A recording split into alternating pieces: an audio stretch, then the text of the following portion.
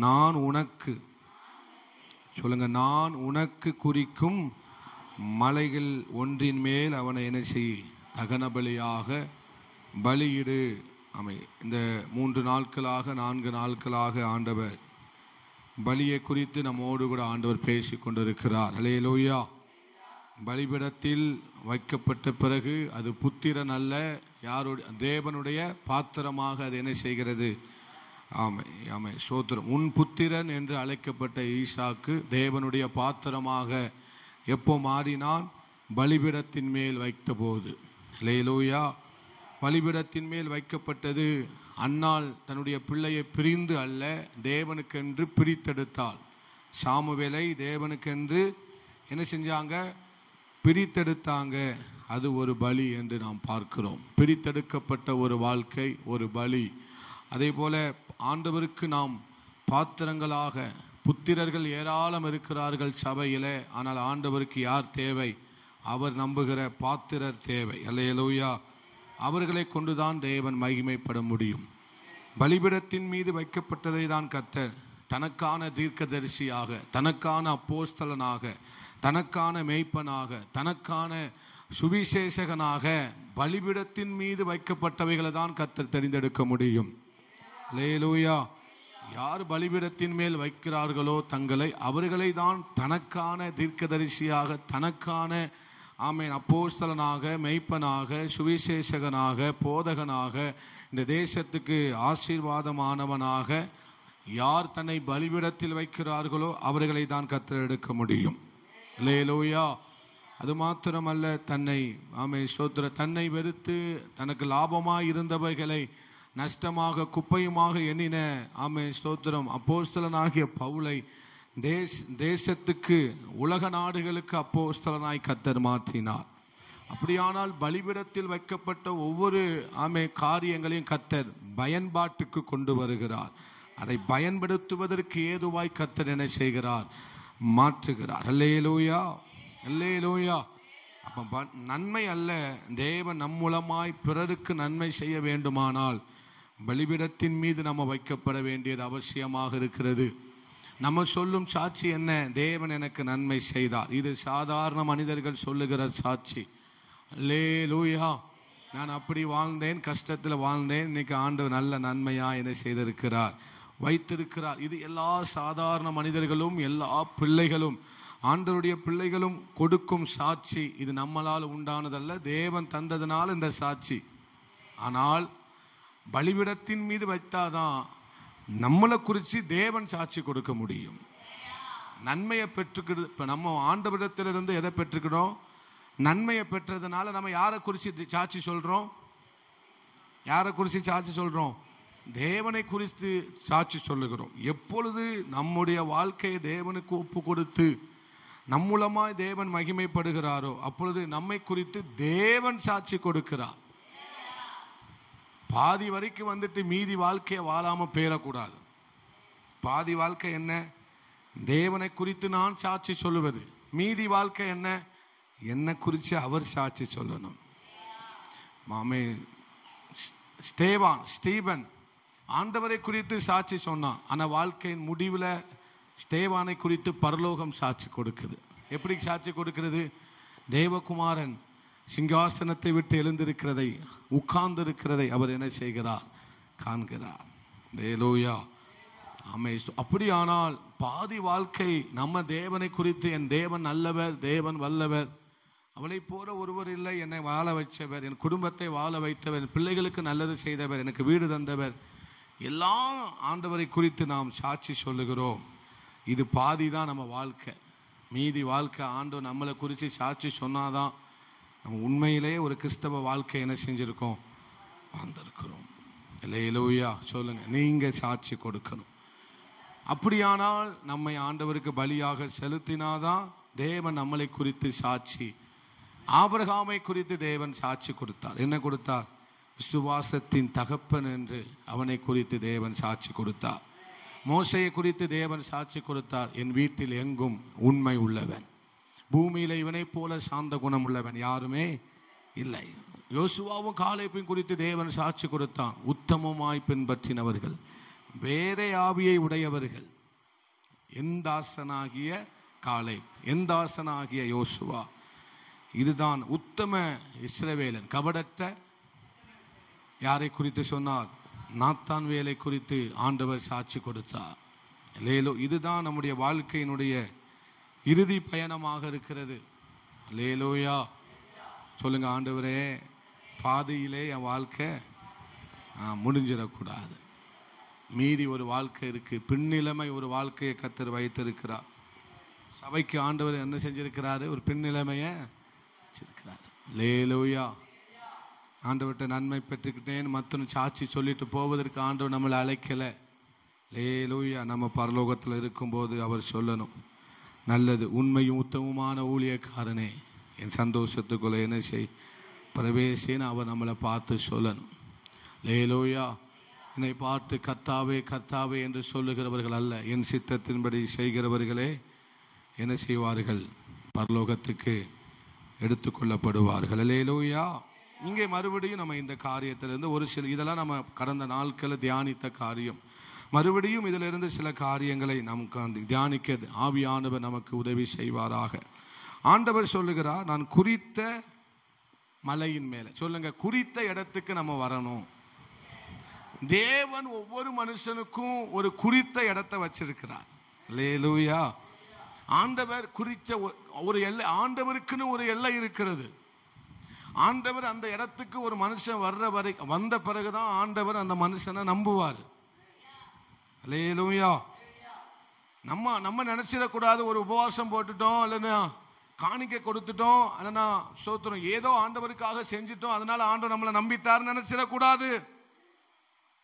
அல்லேலூயா. நான் ஆண்டவருக்காக ஊழியம் செய்யறேன், ஆண்டவர் அதனால என்ன நம்புறாரு? நோ. அவர் ஒரு எல்லையை என்ன செஞ்சிருக்கிறார்? ஆண்டவர் வைத்திருக்கிறார். அந்த எல்லைக்கு யார் வருகிறார்களோ அவர்களை தான் கர்த்தர் என்ன செய்கிறார்? நம்புகிறார்.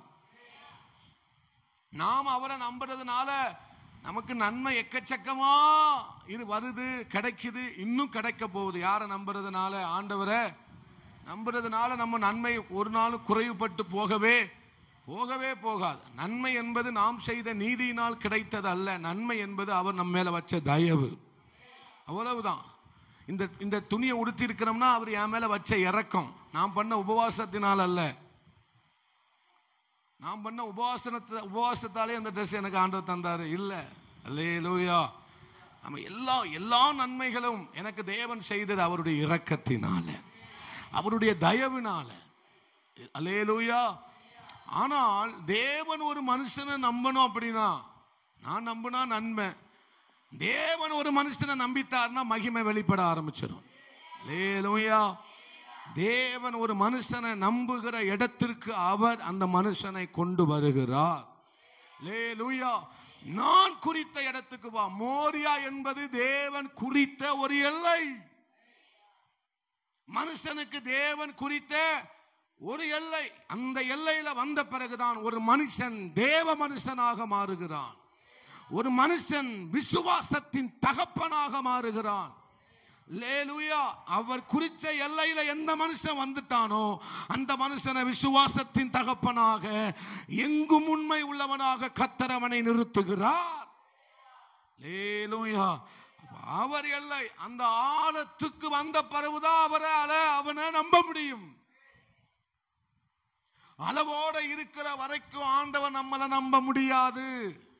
என்னைக்கு நம்ம ஆழங்களுக்குள்ள வருகிறோமோ அவர் குறித்த எல்லை ஆழத்துக்குள்ளதான் குறித்திருக்கிறாரே தவிர அளவுல அவர் எல்லையை குறிக்கவே இல்லை. ஆனா ஒரு ஆச்சரியம் என்னன்னா, இந்த ஆழத்திற்கு அவரே என்னை நடத்தி செல்லுகிறார். அல்லேலூயா. அல்லேலூயா. இந்த நான் குறித்த இடத்துக்கு நீ என்ன செய்? வா. நான் குறித்த இடத்துல உன் பிள்ளை என்ன செய்? பலி இடு. ஏறும் போது ஈசாக்குக்கு தகப்பனாய் ஆபிரகாம் மோரியா மலையில ஏறினார். ஆனா இறங்கும் போது ஜாதிகளுக்கு தகப்பனாய் இறங்கி வந்தார். அல்லேலூயா. ஏறும் போது யாருக்கு மட்டும்தான் தகப்பன்? ஈசாக்குக்கு மட்டும்தான் தகப்பன்.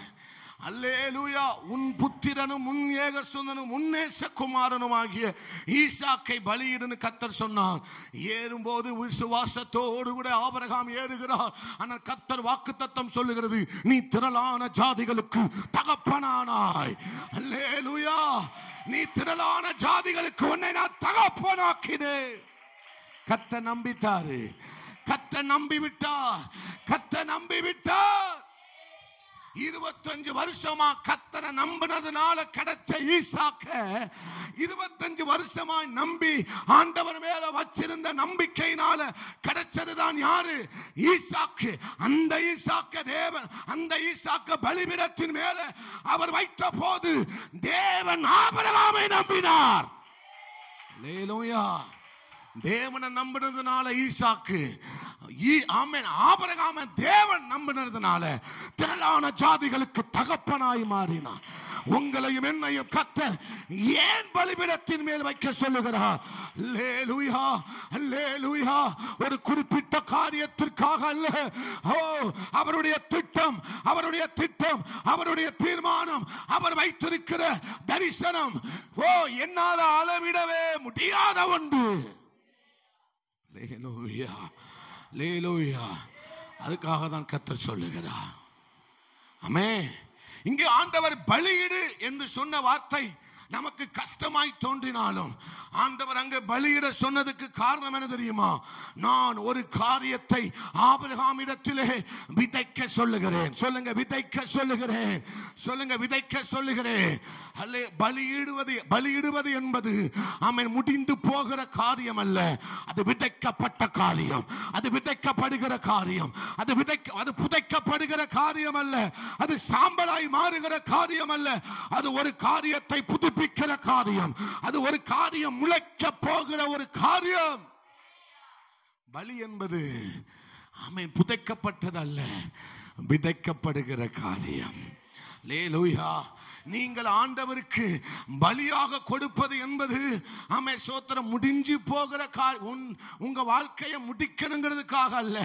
உங்க வாழ்க்கையை இனி ஒரு புதிய தரிசனத்திற்காக கர்த்தர் ஆயத்தம் பண்ணுகிறார். அல்லேலூயா. ஒரு புதிய பாதை எனக்கு துவங்குகிறது. சொல்லுங்க, புதைப்பதற்காக அல்ல, என்னை விதைப்பதற்காகவே. கர்த்தர் கோதுமை மணியானது நிலத்தில் விழுந்து சாகாவிட்டால் தனித்திருக்கும் செத்ததையாக மிகுந்த பலனை கொடுக்கும். அல்லேலூயா. பலியிடு என்று கர்த்தர் சொன்ன வார்த்தைக்கு பின்பதாக ஒரு விதைக்கிற பிரமாணத்தை கர்த்தர் அங்க வச்சிருக்கிறார். அல்லேலூயா. ஆமென். அப்ப ஆபிரகாம் இங்க பார்த்த ஆண்டவர் என்ன சொல்லுகிறார்? பலியிடு. நான் குறித்த மோரியா மலையில என்ன செய்யும்? பிள்ளைய கொண்டு போய் என்ன செய்ய? பலியிடு மகனே என்று சொல்லுகிறார். அப்ப ஆண்டவர் அங்க என்ன செய்ய சொல்றாரு? விதைக்க சொல்லுகிறார். சொல்லுங்க, பக்கத்துல பார்த்து சொல்லுங்க, விதைக்க சொல்லுகிறார். விதைக்க சொல்லுகிறார். அல்லேலூயா. நம்ம வயிற்றுல இருக்கிறத நம்ம என்ன சொல்லுவோம்? நம்ம ஜெபம் பண்ணும் போது என்ன சொல்லுவோம்? சொல்லி ஜெபம் பண்ணுவோம். வயிற்றுல பிள்ளை இருக்கு, நம்ம என்ன சொல்லி ஜெபம் பண்ணுவோம்? இந்த கற்பத்தின் கனிய ஆசீர்வதிங்க. இந்த வயிற்றில் இருக்கிற பிள்ளைய எங்க கையில பத்திரமா என்ன செய்யுங்கப்பா? எங்க சொல்லுங்க, எங்க கையில வயிற்றுல இருக்கிற பிள்ளைய எங்க கையில பத்திரமா சுகமா ஆரோக்கியமா தாங்கப்பான்னு நம்ம ஜெபம் பண்றோம். ஆண்டவர் சொல்றாரு, கனியை நான் உன் கையில கொடுத்துட்டேன். உன் கனியை உன் கையில நான் என்ன செஞ்சுட்டேன்? சொல்லுங்க, உங்ககிட்ட தான் கேட்கிறேன். சாமு அண்ணால் அம்மா கையில சாமுவேல் என்கிற கனியை கர்த்தர் என்ன செய்துட்டார்? கொடுத்துட்டாரா இல்லையா? பத்திரமா கொடுத்தாரா? சுகமா கொடுத்தாரா? ஆரோக்கியமா கொடுத்தாரா? ஒன்றும் இல்லையே. ஆனா கனியா கொடுத்த தம் பிள்ளைய ஆமை அண்ணால் அம்மா விதையா விதைச்சிட்டாங்க. அல்லேலூயா. விதையா விதைச்சதுனால தான் அது மிகப்பெரிய விளைச்சலாய் மாறினது. அல்லேலூயா. அதுதான் ஆண்டவர் பலிபீடத்தின் மேல் வைக்கப்பட்டது எல்லாமே விதை. ஆமென். அல்லேலூயா. கற்பத்தின் கனி அது கோதுமை மணியாக என்ன செய்தது? இன்னைக்கு அந்த பிள்ளைய கர்த்தருக்கென்று சாமுவேலை அண்ணால் அம்மா ஒப்பு கொடுத்தாங்களோ, அது கற்பத்தின் கனி கோதுமை மணியாக மாறினது. அது ஒரு விதையாக மாறினது. அல்லேலூயா. அப்ப பலிபீடத்தின் மீது வைக்கப்படுகிற ஒவ்வொரு காரியமும் ஒரு விளைச்சலுக்காக வைக்கப்பட்டிருக்கிறது, ஒரு மிகப்பெரிய அறுவடைக்காக வைக்கப்பட்டிருக்கிறது. அதைதான் கர்த்தர் சொல்லுகிறார். இது நீ என்ன செய், கற்பத்தின் கனியை விதையாக என்ன செஞ்சது, சொல்லுங்க, விதைச்சு பக்கத்துல பார்த்து சொல்லுங்க, விதைச்சிருங்க. பலியிடுன்னு சொல்ல ஆண்டவருக்கு அந்த ரகசியத்துக்கு பின்னால இந்த காரியம்லாம் இருக்கு. அண்ணாலம்மா விதைச்சிட்டு வந்தாங்க, தம் பிள்ளைய விட்டுட்டு வரல, விதைச்சிட்டு பக்கத்துல பார்த்து சொல்லுங்க, அண்ணாலம்மா சாமுவேலை விட்டு விட்டு வரவில்லை, விதைத்து விட்டு வந்தாங்க. அதனாலதான் 1 சாமுவேல் 2 சாமுவேல் விளைச்சலை பார்க்கிறோம். பைபிள் எப்படி தூக்குங்க, இது விளைச்சல். இது என்னது, விதை. விளைச்சலை கண்டிப்பா கொடுக்கும். லேலூயா. விதை அறுவடையை கண்டிப்பா கொடுக்கும். விதைகள் காடு மாறியா மாறும். லேலூயா. அதான் அடிக்கடி சொல்லுவேன், ஒரு ஆப்பிள்குள்ள எத்தனை விதை இருக்குங்கிறது ஈஸியா கண்டுபிடிச்சிடலாம். ஆனா ஒரு விதைக்குள்ள எத்தனை ஆப்பிள் இருக்குன்னு கண்டுபிடிக்கவே முடியாது. ஒரு விதைக்குள்ள எத்தனை ஆப்பிள் இருக்குன்னு கண்டுபிடிக்கவே முடியவே முடியாது. லேலூயா. விதைக்குள்ள ஆயிரங்கள், லட்சங்கள், கோடிகள் இருக்கிறது. கோடிக்கணக்கான ஆப்பிள் அதுல இருக்கு. ஒரு விதை தான், ஆனா அது விதைக்குள்ள எவ்வளவு கனி. ஆண்டவர் தான் சொன்னாரு, சாமுவேலை அண்ணாலம்மா தனக்கு கிடைத்த கற்பத்தின் கனியை அவள் விதையாக கொடுத்தாள். ஒருவேளை அந்த கற்பத்தின் கனியை விதையாக கொடுக்காமல் இருந்திருப்பாரே, ஆனால் விளைச்சலை பார்த்திருக்க முடியாது. விளைச்சலை பார்த்து சொல்லுங்க, ஆண்டவரே என்ன ஒப்பு கொடுக்கிறேன்பா, என் பிள்ளைகளை ஒப்பு கொடுக்கிறேன் ஆண்டவரே, என்ன நான் ஒப்பு கொடுக்கிறேன் ஆண்டவரே. லேலூயா, லேலூயா. விதைக்கிறவன் என்ன செய்வான், அறுவடைய கண்டிப்பா என்ன செய்வான், கண்டிப்பா. அப்போ அவர் குறித்த இடத்துக்கு நினைச்சு வா. அப்போ ஒவ்வொரு சூத்திரம் தேவன், மனிதர்கள் தேவனுக்காக காண்பித்த ஒவ்வொரு காரியத்துக்கு பின்னாலேயும் ஒரு பலி இருக்கிறத நம்மால பார்க்க முடியும். ஆபிரகாம் செய்த காரியத்துக்கு பின்னால என்ன இருந்தது, ஒரு பலி இருந்தது. பலியோடு கூடிய ஒரு பலி இருந்தது. அல்லேலூயா. நம்ம சோத்திரம் இங்க என்ன ஆண்டவர் சொல்ல வாரார், பலியிடு. சொல்லுங்க, பலியிடு. சொல்லுங்க, நீங்க அதை சத்தமா அறிக்க, இந்த வார்த்தை உங்க இருதயத்துல ஆழமா பதியணும். பலியிடு, பலியிடு. அல்லேலூயா. உன் குமாரனை எனக்கு கொடு என்று சொல்லல, ஆண்டவர் பலியிடுன்னு சொன்னாரு. அப்போ ஈசாக்கை கொண்டு போய் ஆபிரகாம் என்ன செய்கிறான், தகன பலியாக பலி செலுத்துகிறான். இத வலியா பார்க்காம ஆபிரகாம் எப்படி பார்க்கிறான், பலியா பார்க்கிறான். சொல்லுங்க, பலியா பார்க்கிறான். சொல்லுங்க, வலியா பார்க்கல, பலியா பார்க்கணும். ஆண்டவருக்கு நாம் எதை முக்கியமா நம்ம நினைக்கிறோமோ, ஐயோ இதை இழக்கிறதா பார்க்க கூடாது, நான் இதை பலி செலுத்துகிறதா நீங்க பார்க்கணும். நீங்க பலிபீடத்தின் மேல எதை வைக்கிறீங்க, பலிபீடத்தின் மேல எதை வைக்கிறீங்க, அது ரொம்ப முக்கியம். எதை உங்க பலிபீடத்தின் மேல் வைக்கிறீங்க, அது ரொம்ப முக்கியம். அது ரொம்ப முக்கியம். ஆண்டவரே, இது எனக்கு வலியா நான் பார்க்கல, இது எனக்கு கஷ்டமா தோணல ஆண்டவரே, இதை நான் பலியா பார்க்கிறேன். பலியா பார்க்கிறோம்னா எப்படி பார்க்கிறேன், இதை பரிசுத்தமா பார்க்கிறேன். பலியா பார்க்கிறோம்னா இதை எப்படி பார்க்கிறேன், பிரித்தெடுக்கப்பட்டதா பார்க்கிறேன். பலியா பார்க்கிறோம்னா இதை எப்படி பார்க்கிறேன், இது உமக்கான பாத்திரமா பார்க்கிறேன். புத்திரனா பார்க்காதீங்க, வலிக்கும். பாத்திரமா பாருங்க, வலிக்காது. லேலூயா. ஸ்தோத்திரம். இதை தேவனுக்காக பிரித்தெடுக்கிறதா பாருங்க. என்னை விட்டு பிரிஞ்சு போற அப்படி இல்லை, பிரித்தெடுக்கிறேன். சொல்லுங்க, பிரித்தெடுக்கிறதா பார்த்தா உங்களுக்கு அது எப்படித்தான் தெரியும், ஸ்லாக்கியமா பாக்கியமா தெரியும். அதுதான் ஆபிரகாம் ஈசாக்க புத்திரனா பார்க்கல, பாத்திரமா பார்த்ததனாலதான் பலியிட்டான். ஒரு ஆமென் சொல்லுங்களேன். அல்லேலூயா. என்னைக்கு அதை ஒரு பலியா நம்ம பார்க்கிறோமோ, அதை நம்ம ஒரு பலியா பார்க்கிறோமோ, தேவனுக்கு செலுத்துகிற ஒரு பலியாக பார்க்கிறோமோ, அது அப்பமே நமக்குள்ள இனம் புரியாத ஒரு சந்தோஷம் வர ஆரம்பித்து விடும். பலியா பார்க்கணும். சொல்லுங்க, பலியா பார்க்கணும். என்னுடைய பிரியமா பார்க்க கூடாது. ஐயோ இது எனக்கு இது பிடிச்சதில்ல அப்படி நினைச்சிய கூடாது. இல்ல, இது எனக்கு பிரியமான காரியம் அல்ல, இது இது இது தேவனுக்கு செலுத்த வேண்டிய பலி, இது தேவனுக்கு கொடுக்க வேண்டிய பலி. எந்த ஒரு விஷயத்தையும் தேவனுக்கு எதை கொடுத்தாலும் ஒரு பலியா பார்க்கணும். ஒரு பலியா பார்க்கணும். அது உங்களுக்குரியதா பார்க்க கூடாது. நமக்குரியதா பார்க்கறதுனாலதான் நமக்கு கொடுக்க மனசே. பக்கத்துல பார்த்து சொல்லுங்க, கொடுக்க எதுக்கு மனசு வரம் எடுக்கு? அதை நீங்க பலியா பார்க்கல. அல்லேலூயா. ஜோசுவா அப்படி என்று சொல்லிக்கிட்டு இருக்கேன், அடிச்சு போடுவேன் 2 பேத்தையும். எதுக்கு விளையாடுறீங்க? ஜோசுவா இங்க வந்து உட்காரு. நீ இனிமேல் விளையாடுறத பார்த்தா வெளுத்துருவேன் 2 பேரையும். அல்லேலூயா. பக்கத்துல பார்த்து சொல்லுங்க, எதை ஆண்டவருக்கு எதை கொடுத்தாலும். நீங்க சத்தமா சொல்ல மாட்டீங்களா? பயமா இருக்கு உங்களை பார்த்தா. நல்ல கையை பிடிச்சு பக்கத்துல பார்த்து 2-3 தடப்பாவது நீங்க சொல்லிடணும். நல்ல கையை குலுக்கி சொல்லுங்க, எதை கொடுத்தாலும் பலியா கொடுங்க, பலியா பாருங்க. அல்லேலூயா.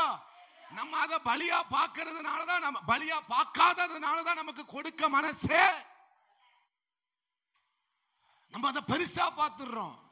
எதை பார்த்துருந்தோம் பெருசா? பலியா பார்க்க தெரியாததுனாலதான் அது நமக்கு பெருசா என்ன செய்யுது தெரியுது. ஈசாக்க அவன் பலியா பார்த்தான். இது தேவனுக்கு செலுத்துகிற பலி, நான் செலுத்துகிற விசேஷமான ஒரு பலி. அதுதான் அவனுக்கு வலிக்கவே இல்லை. ஆனா வலி இல்லாம பலியை செலுத்த முடியாது. அல்லேலூயா. சர்வாங்க தகன பலி என்பது கட்டி கட்டையின் மேல வச்சு எரிக்கிறதுக்கு சமானம். அதை யாராலையும் செய்ய முடியாது. பலியா பார்க்கிறேன். மறுபடியும் சொல்லுங்க, நான் அதை பலியா பார்க்கிறேன். இதை நான் விதையா பார்க்கிறேன். இதை உம்முடைய பாத்திரமா பார்க்கிறேன்.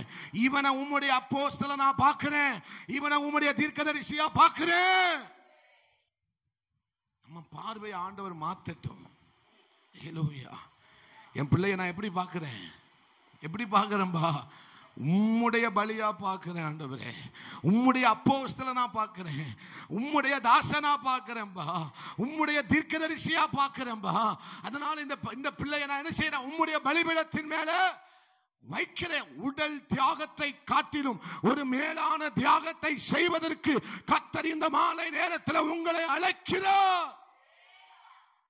ஆண்டவரே, என்னை கொடுக்கிறேன் ஒரு வார்த்தை சொல்லுங்களேன், என்னை தருகிறேன் ஆண்டவரே. அல்லேலூயா, அல்லேலூயா. அப்படி பலி செலுத்தின ஏராளம் பேரை உங்களுக்கு நான் காட்டி கொடுக்க முடியும். ஏராளமான பேர் அவருடைய வாழ்க்கையில இப்படிப்பட்ட பலியை என்ன செய்திருக்கிறார்கள்? நம்ம வாசிக்கலாம். யோசேப்பை குறித்து வாசிக்கும் போது, இப்பேற்பட்ட பொல்லாங்குக்கு உடன்பட்டு என் தேவனுக்கு விரோதமாய் பாவம் செய்வது 39 அமே சோத்திரம் 7வது வசனத்திலிருந்து வாசிக்கலாம். 7வது வசனத்திலிருந்து, சில நாள் சென்ற பின்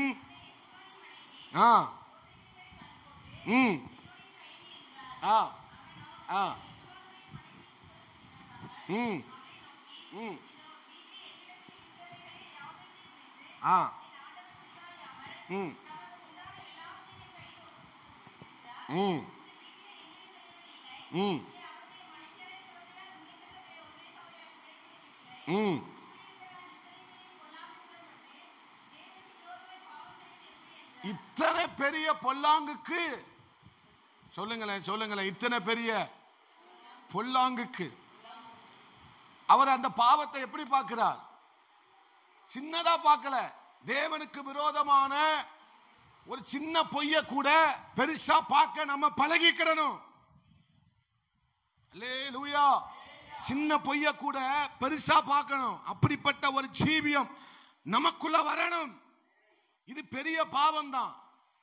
அல்லேலூயா. வாலிப நாட்கள்ல யாரும் எதிர்க்க முடியாத ஒரு பாவமா இருக்கிறது. இத்தனை பெரிய பொல்லாங்கு. சொல்லுங்க, இத்தனை பெரிய பொல்லாங்கு.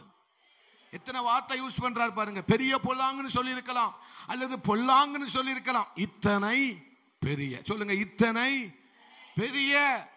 அல்லேலூயா. ஆமென். ஆண்டவரோடு கூட நெருங்க நெருங்க நெருங்க. ஆண்டவருக்கு நம்முடைய விருப்பங்களுக்கு சோத்திரம் காரியங்களுக்கும் சாக சாக ஒரு சின்ன பொய்ய கூட, ஒரு சின்ன தவறான வார்த்தைய கூட இவ்வளவு பெருசா பேசிட்டேன்னு அப்பதான் தோணும். ஒரு ஆமென் வரல, வராது, இப்பவும் வரல. இன்னும் சத்தமா அல்லேலூயா. நம்ம அப்படி நினைச்சிருக்கோமா? என்னைக்காவது ஒரு ஆளை சுலபமா பேசிட்டு சிரிச்சு பேசிக்கிட்டு இருக்கோமே, நம்ம பலியா இன்னும் ஆண்டவருக்கு என்ன செய்யல ஒப்பு கொடுக்க. பாதி வாழ்க்கைய வாழ்ந்திருக்கோம், மீதி வாழ்க்கை என்ன வாழல. அல்லேலூயா, அல்லேலூயா. இத்தனை பெரிய பொல்லாங்கு. அல்லேலூயா.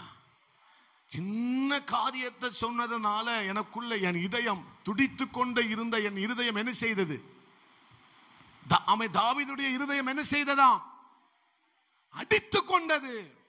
ஒருவனுடைய இருதயம் துடித்து கொண்டிருக்கிற இதயத்துக்கு எல்லா மனுஷனுடைய இருதயம் என்ன செய்யதான் செய்யும்?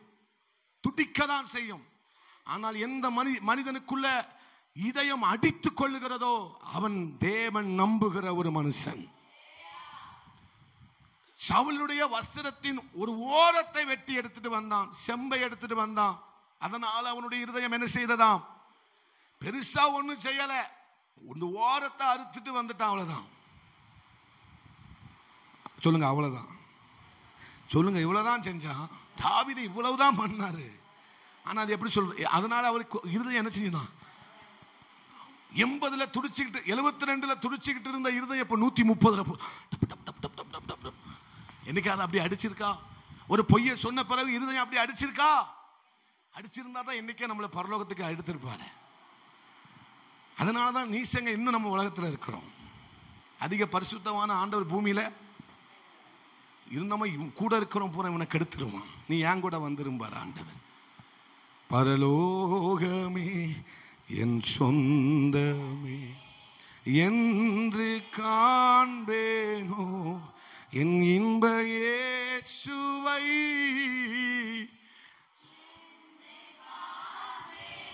சில பேர் இந்த பாட்டை பயந்துகிட்டே பாடுற மாதிரி இருக்கு. எனக்கு அப்படிதான் தோணுது. எப்போ ஒருவேளை நம்ம இந்த உருக்கமான ஜெபத்தை ஆண்டவர் கேட்டுட்டாருன்னா என்ன கெதி? இன்னைக்கு ராத்திரியே ஆண்டவர் தூக்கிட்டாருன்னா, ஆண்டவர் தூக்குனார்னா ரொம்ப நல்லதுங்க. பிசாசு தான் தூக்கிட விடாது. அல்லேலூயா, அல்லேலூயா. அப்போ தாவீதுடைய இருதயம் என்ன செய்ததாம்? ரொம்ப பெரிய தப்புலாம், தப்புனே மாதிரி தெரியல, ஒரு அடையாளத்துக்காக தான் எடுத்துட்டு போனார். ஆனா அடித்து கொண்டது. அதே தான் இங்க சொல்றாரு, இப்பேற்பட்ட பொல்லாங்குக்கு உடன்பட்டு என் தேவனுக்கு விரோதமாய். சொல்லுங்க, அதை சொல்லுங்க, தேவனுக்கு விரோதமாய். சொல்லுங்க, தேவனுக்கு விரோதமாய். மறுபடியும் சொல்லுங்க, தேவனுக்கு விரோதமாய். ஏனென்றால் யோசேப்புக்குள்ள ஒரு எண்ணம் இருந்தது. இந்த இடத்துல போத்திபாருடைய மனைவி நான் இருக்கிறேன், ஆனால் இன்னொருவர் இருக்கிறார். இன்னொருவர் இருக்கிறார் என்கிற நினைவுகளும் எண்ணங்களும் யோசேப்புக்குள்ள என்ன செய்தது? இருந்துகிட்டே இருந்தது. அல்லேலூயா. இப்பதான் நம்ம முக்கியமான காரியத்துக்கு நேரா நம்ம வார போகிறோம். 10வது வசனத்தை வாசிங்க. 39:10.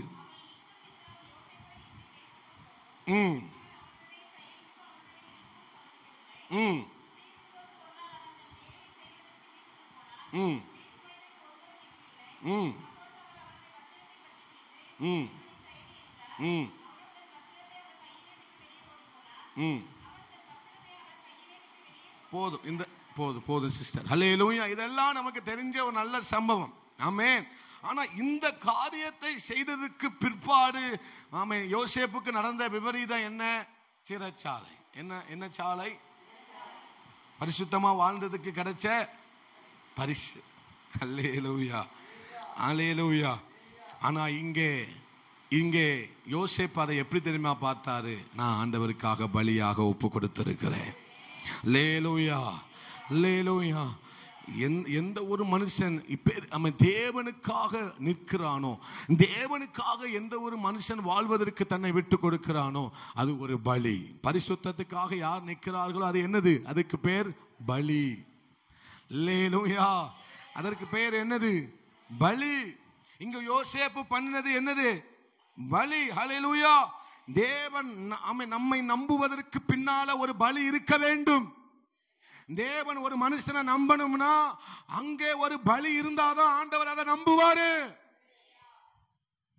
யோசேப்பை ஏன் ஆண்டவர் நம்பினார்? அவன் ஒரு பலியாக தன்னை ஒப்பு கொடுத்தான்.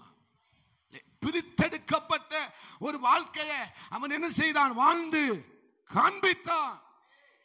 சாமுவேல் பிரித்தெடுக்கப்பட்ட வாழ்க்கையை வாழ்ந்து காண்பித்தான்.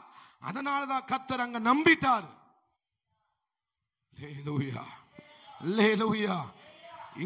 இங்கே ஸ்தோத்திரம், யோசேப்பும் அதை தான் செய்தார். அதனாலதான் தேவன் அதை என்ன செஞ்சாரு? நம்பினார். தேவன் குறித்த எல்லையில யோசேப்பை கர்த்தர் நிப்பாட்டி சோதித்து பார்த்தார், ஜெயிச்சிட்டாரு. அல்லேலூயா. ஆண்டவர் நம்மளே ஒரு சோதனையில நிப்பாட்டுறார்னா எதற்கு காரணம்? எதற்கு தெரியுமா? ஆமென், ஸ்தோத்திரம். ஆண்டவர் நம்மை நம்புவதற்காக தான். அல்லேலூயா. யோசேப்பை நிறுத்தின எல்லையில யோசேப்பு ஜெயித்தான். அதனால கர்த்தர் அவனை நம்பிட்டாரு. அல்லேலூயா. ஆண்டவரே, என்னையும் நீங்க நம்புவீங்களா?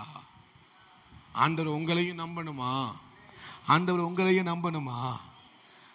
எகிப்து தேசத்துக்கு அதிபதி என்று அழைக்கப்பட்டான். யாரு? அடிமை. எப்படி அழைக்கப்பட்டான்? எப்படி அழைக்கப்பட்டான்? எகிப்து தேசத்திலே உம்முடைய குமாரன் எப்படி இருக்கிறான்? ஆளுநராய் இருக்கிறான், அதிபதியாய் இருக்கிறான். அல்லேலூயா. தேவன் யோசேப்புக்கு கொடுத்த சாட்சி அதுதான். யோசேப்பு ஆண்டவருக்காக சாட்சி கொடுக்கிறான். நான் பிரித்தெடுக்கப்பட்டவன், இப்பேற்பட்ட பொல்லாங்குக்கு நான் உடன்பட மாட்டேன். அல்லேலூயா. போத்திபாருடைய மனைவிக்கு முன்னால சாட்சி கொடுக்கிறான் ஆண்டவரை குறித்து. என் தேவனுக்கு விரோதமாய், என் தேவனுக்கு விரோதமாய் இப்பேற்பட்ட பொல்லாங்குக்கு நான் உடன்பட மாட்டேன், இப்பேற்பட்ட பொல்லாங்குக்கு உடன்பட மாட்டேன் என்று தேவனை குறித்து அங்க சாட்சி சொல்லுகிறான். ஆமென். இறுதியாக பார்வோனுடைய அரண்மனையில யோசேப்பை குறித்து தேவன் சாட்சி கொடுக்கிறார். நீ கையை நீட்டாம ஒருத்தனும் கையையோ காலையோ அசைக்க கூடாது. நீ உத்தரவு போடாம தேசத்துல எதுவும் நடக்க கூடாது. அல்லேலூயா. அல்லேலூயா. எந்த மனுஷன் தேவனுக்கு தன் இதயத்துல முதலிடத்தை வச்சிருக்கிறானோ, எந்த மனுஷன் தேவன் தன்னுடைய இருதயத்தில் உயரமான இடத்தை தேவனுக்கு வைத்திருக்கிறானோ, அவரும் அவனுக்கு தேசத்துல சரி, இருக்கிற இடத்துல சரி, முதலிடத்தை தான் கொடுப்பாரு. முதலிடத்தை தான் கொடுப்பாரு. முதலிடத்தை தான் கொடுப்பாரு. ஒரு ஆமென் சொல்லுங்களேன். உன்னிலும் பெரியவன் யாரும் இல்லை. தாவீதே, உன்னிலும் பெரியவன் இஸ்ரவேல் தேசத்துல ஒருவனும் இல்லை. அல்லேலூயா. ஆண்டவர் என்ன நம்புவாரா? ஆண்டவர் என்ன நம்புவாரா? நான் அவர் என்னை சோதிக்கும் போது ஸ்தோத்திரம், அவர் என்னை நம்புகிற மாதிரி நான் ஜெயிக்க முடியுமா? பரிசுத்த ஆவியானவர் எனக்கு என்ன செய்யுங்கப்பா? கிருபை தாங்க ஆண்டவரே. அல்லேலூயா. அல்லேலூயா. ஸ்தோத்திரம். தானியேலும் அப்படித்தான் ஒரு பலி செலுத்தினான். என்ன பலி? தீர்மானம் பண்ணினான். என்ன பண்ணினான் சொல்லுங்க? என்ன பண்ணினான்? தீர்மானம் பண்ணினான் தன் இருதயத்தில். என்ன தீர்மானம் பண்ணினான்? தீட்டானதை தொட மாட்டேன். சொல்லுங்களே. தானியேல் 1:8 வாசிங்களே.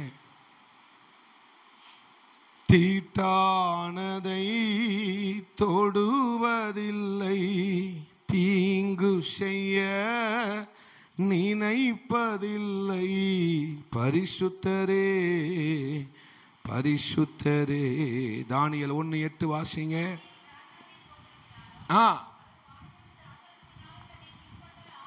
தீட்டுப்படுத்தல் ஆகாது என்று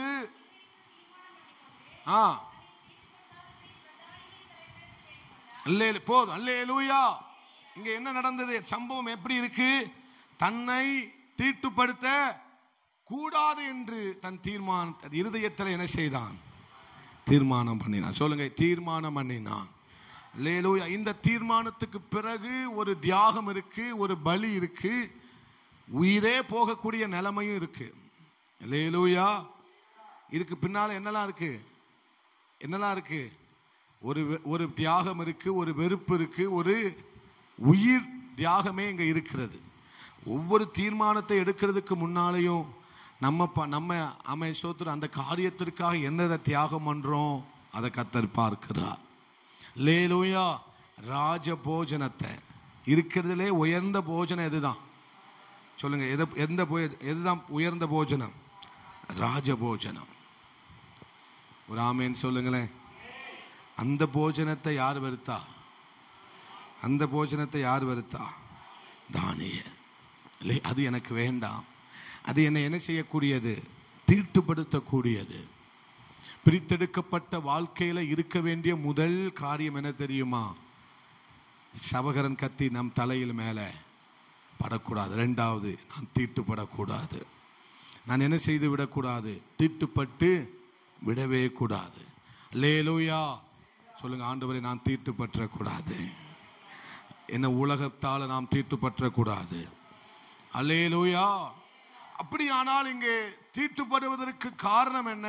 ஆண்டவர் என்ன சொல்ல விரும்புகிறார் இந்த இடத்துல? ரெட்ட வாழ்க்கையை வாழக்கூடாது அப்படிங்கிறார். பக்கத்தில் பார்த்து சொல்லுங்க, ரெட்ட வாழ்க்கை வாழக்கூடாது. தீர்மானம்னா ஒண்ணுதான். வாழ்ந்தா யாருக்காக? அதுதான் தீர்மானம். தீர்மானம்னா என்னது? நான் யாருக்காக வாழ போறேன்? நீங்க எடுக்கிற எல்லா தீர்மானமும் எங்க போய் தான் முடியும்? ஆண்டவருக்காக வாழ்வதை தான் போய் முடியும். அல்லேலூயா. எல்லா தீர்மானம் அதுல தானே போய் முடியும். நீங்க எப்ப முடிக்க போறீங்க அப்படின்னு கேட்கீங்களோ, அது சரியா இருக்கு பாஸ்டர். நீங்க எப்ப முடிக்க போறீங்க? எப்ப முடிக்கிறதா? 5 நிமிஷம் இருக்கு. அல்லேலூயா. உங்க ஆவியில எழும்புகிற யோசனைகள் என் காதில் தொனிக்கிறது. அல்லேலூயா. எல்லா தீர்மானமும் எதுல தான் போய் முடியுது? ஆண்டவருக்காக செய்வதில் தான் போய் என்ன செய்கிறது? இந்த தீர்மானத்தை தானியேல் எடுத்தது யாருக்காக? பரிசுத்தத்திற்காக. தீட்டுப்படுத்த விட்டு கூடாது. தன்னுடைய வாழ்க்கை என்ன செய்யக்கூடாது? நான் தேவனுக்காக பிரித்தெடுக்கப்பட்டவன், தேவனுக்காக வாழ அழைக்கப்பட்டவன், தேவனுக்காக இருக்க அழைக்கப்பட்டவன். அதனால நான் என்ன செஞ்சிடக்கூடாது? தீட்டுப்படுத்துற தீர்மானம். அப்ப எது நம்மளை தீட்டுப்படுத்துது? ரெட்ட வாழ்க்கை. வாழ்க்கைக்குள்ள இன்னொரு வாழ்க்கை. பக்கத்துல பார்த்து சொல்லுங்க, வாழ்க்கைக்குள்ள இன்னொரு வாழ்க்கை. அல்லேலூயா. வாழ்க்கைக்குள்ள இன்னொரு வாழ்க்கை வேண்டவே வேண்டாம். ஒரு வாழ்க்கை தான் கர்த்தர் நமக்கு தந்திருக்கிறார். சொல்லுங்க, ஒரு வாழ்க்கை தான் வாழணும். உலகத்துக்கு ஒத்த வேஷம் சொல்லுங்க, அதையும் சொல்லிருங்களேன். உலகத்துக்கு ஒத்த வேஷம் தரிக்க வேண்டாம். தேவன் நம்மை அழைத்திருப்பது ஒரு வாழ்க்கையை வாழத்தான். எட்ட வாழ்க்கையை வாழ கர்த்தர் நம்மளை என்ன செய்யல? கலப்படமா வாழ கர்த்தர் நம்மளை என்ன செய்யல? அழைக்கல. ஒரு ரத்தம் தான் ஓடணும். யாரு ரத்தம்? கிறிஸ்துவின் ரத்தம். இயேசு கிறிஸ்துவின் ரத்தம். மத்த எந்த ரத்தமும் ஓடிடக்கூடாது. சில பேருக்குள்ள ஜாதி ரத்தம் ஓடுது, தெரிச்சுக்கிட்டு ஓடுது. சில பேருக்குள்ள என்னென்னமோ ரத்தம் ஓடுது. யார் ரத்தம்? அது யார் ரத்தம்? அப்போ உங்களுக்குள்ள இயேசு கிறிஸ்துவின் ரத்தம் இல்லை போல. யார் ரத்தம்? எவ்வளவு அமைதி. பரவாயில்ல, எவ்வளவு அமைதி. அமைதியா இருக்காங்கன்னா என்ன அர்த்தம்? அந்த ஏதோ ஒரு குட்டி பாம்பு உள்ள இருக்குன்னு அர்த்தம். அல்லேலூயா, அல்லேலூயா. விறகுக்குள்ள என்ன விரியன் பாம்பு குட்டி என்ன செஞ்சு தந்தது? அமைதியா இருக்கு. அமைதியா இருக்குன்னா என்ன அர்த்தம்? உள்ள பாம்பு இருக்குன்னு அர்த்தம். பெட்டிக்குள்ள இருக்கிற பாம்பு எப்படி இருக்கும்? கப்பு சிப்புன்னு இருக்கிறதே தெரியாது. ஒரு மூளை முடுக்குக்குள்ள இருக்கிற பாம்பு இருக்கிறதே தெரியாது. தீய வச்சாதான் தெரியும் பாம்பு எங்க இருக்குன்னு. தீய வச்சிருவோமா? ஆவியானவர் வச்சாருன்னா போதும். ஆமை கம்புகளை பவுல் எடுத்து போட்ட உடனே அனல் உரைத்து என்ன செய்ததாம்? யார் கையை கவி கொண்டது? அந்த இடத்துல பவுல் பதர்னாரா? உதறிட்டு போயிட்டாரு. அட போ, என்ன செஞ்சிட்டேன்? வீட்டில் தீ எறிய ஆரம்பிச்சுட்டுனா அங்கங்க பாம்பு வெளியே வரத்தான் செய்யும். அதெல்லாம் கண்டுகிடப்படாது. அதுபோல வரைக்கும் கோபப்படாத கணவர் என்ன 8:45 வார? எப்பவுமே உங்க 8:30 விட்டுருவாரு. என்ன 8:45 விட்டாரோ அவரு? இங்க இருந்து நீங்க தீயா போனீங்கன்னா அவனுக்கு தெரிஞ்சிடும். தீயா வார உசி பேத்தி விட்டுருவோம். அனல் உரைத்து உங்க மேலதான் செய்யணும். நீங்க என்ன செய்யணும்? ஸ்தோத்திரம் போட்டு ஆஃப் பண்ணிடணும். அவர் பேசுற அப்ப நம்மளும் பேசிடக்கூடாது. அவர் பேசுறாருன்னா நம்மளும் என்ன செஞ்சிடக்கூடாது? பயங்கரமா பேசி ஆமே ஸ்தோத்திரம். உங்க அனலை என்ன செஞ்சிடக்கூடாது? சோழிய முடிச்சிடக்கூடாது. ஒரு ஆமேன்னு சொல்லுங்களேன். அல்லேலூயா. நம்ம எதுக்கு சொல்ல வந்தா, நீங்க அமைதியா இருக்கிற பார்த்தா உள்ள குட்டி பாம்பு இருக்குமோன்னு எனக்கு தோணுச்சு. அப்படிலாம் இல்லை, உங்களுக்குள்ள பரிசுத்த ஆவியானவர் இருக்கிறார். அல்லேலூயா. எதுக்கு ஆமேன் போட்டாலும் ஏதாவது ஒண்ணு சொல்லிக்கிட்டே இருக்காரு, என்னன்னு தெரியல. அல்லேலூயா. நமக்குள்ள யார் ரத்தம் ஓடுது? இயேசு கிறிஸ்துவின் ரத்தத்தால் கழுவப்பட்டு இருக்கிறோம். அப்பனா ஒரே வாழ்க்கை தான் அவருக்காக. ரெட்ட வாழ்க்கை, ரெண்டு நினைவுகள். எந்த மட்டும் ரெண்டு நினைவுகளால்? கர்த்தர் தெய்வம்னா பாகால் தெய்வம்னா பாகால பின்பற்று. அல்லேலூயா. கர்த்தரே தெய்வம், கர்த்தரே தெய்வம். ரெண்டு நினைவுகள் வேண்டாம், ரெண்டு சிந்தனைகள் வேண்டாம். இருமனம் உள்ளவன் தன் பாதையில் எல்லாவற்றிலும் நிலையற்றவனாக இருக்கிறான். ஒரே தீர்மானம் தான், இயேசுவுக்காக மட்டும்தான். அல்லேலூயா. எதற்காகவோ வாழவும் கர்த்தர் நமக்கு கர்த்தருக்காக வாழதான் நம்மளை கர்த்தர் அழைச்சிருக்கிறார். அந்த ஒரு தீர்மானத்தை மாத்திரம் நம்ம மனசுல வச்சுக்கிடணும். பரிசுத்தத்திற்காக வாழதான் கர்த்தர் நம்மளை அழைத்திருக்கிறார். அப்படிப்பட்டவர்களை தான் தேவன் சாட்சி கொடுக்க முடியும். அல்லேலூயா. இதோட நான் முடிச்சுக்கலாம் நினைக்கிறேன். ஆமே, இதோட முடிச்சுக்கலாம். இல்லை, வீட்டில் போய் என்னை குறித்து நீங்க சாட்சி சொல்லுவீங்க. என்ன சாட்சி சொல்லுவீங்க தெரியுமா? இவர் போனாலே டைமுக்கு முடிக்க மாட்டாரு. ஆமா, அதனால தான் போறதே கிடையாது. இவர் போனா என்ன செய்ய மாட்டார் டைமுக்கு. கடைசியா ஒரு வசனத்தை வாசிடலாம். 22 வசனத்தை, ஆதியாகமம் 22:2. அப்பொழுது அவர் ம் ம் ம் ம் ம் ம். அல்லேலூயா. கடைசியா சொல்லுங்க, பலியிடு. கடைசியா ஒரு வார்த்தை சொல்லுங்க, ஆண்டவர் என்னை பலியா தருகிறேன். ஆண்டவரே, நீங்க அதை பலியா பார்த்தா போதும், வலியாலாம் பார்க்காதீங்க. என்ன இந்த கிறிஸ்தவ வாழ்க்கை, பரிசுத்தங்கிறாரு, உத்தமங்கிறாரு, அப்படிங்கிறாரு, இப்படிங்கிறாரு. இந்த பாஸ்டர் எப்போ பார்த்தாலும் இதை தான் செஞ்சுட்டு இருக்காரு. இது ஒரே வேதனையாலாம் இருக்கு. ஒரு நல்ல வார்த்தை பேசுறாரு அப்படின்னா இதெல்லாம் நல்ல வார்த்தை இல்லையா?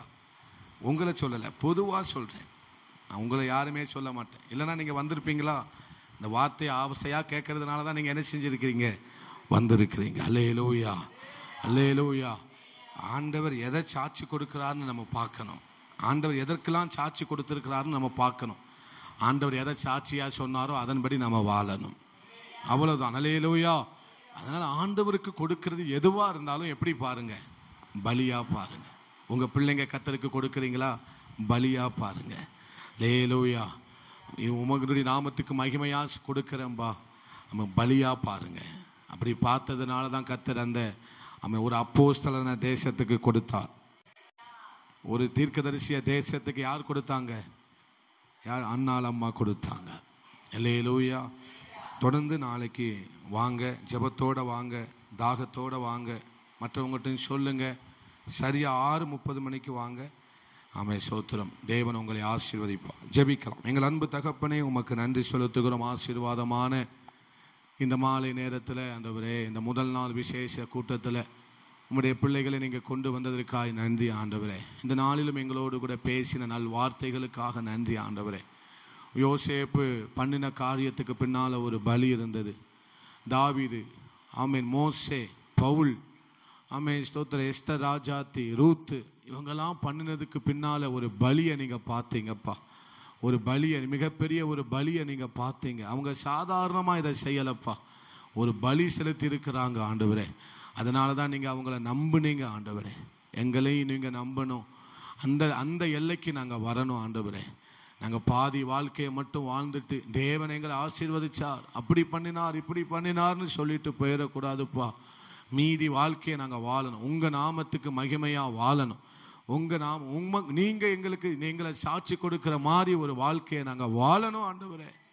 அந்த ஒவ்வொருவரையும் ஆசீர்வதிங்க, பலப்படுத்துங்க. இயேசுவின் இன்ப நாமத்தில் ஜெபித்து ஜெயம் எடுக்கிறோம் எங்க நல்ல ஆண்டவரே, நல்ல பிதாவே. எல்லாரும் சேர்ந்து சொல்லுவோம், என் ஆத்துமாவே கர்த்தரை ஸ்தோத்திரி, முழு உள்ளமையுடைய பரிசுத்த நாமத்தை ஸ்தோத்திரி. என் ஆத்துமாவே கர்த்தரை ஸ்தோத்திரி, கர்த்தர் செய்த சகல உபகாரங்களையும் மறவாதே. ஆமென். அல்லேலூயா, அல்லேலூயா, அல்லேலூயா. எல்லாருக்கும் ஸ்தோத்திரம். God bless you. ஸ்தோத்திரம்.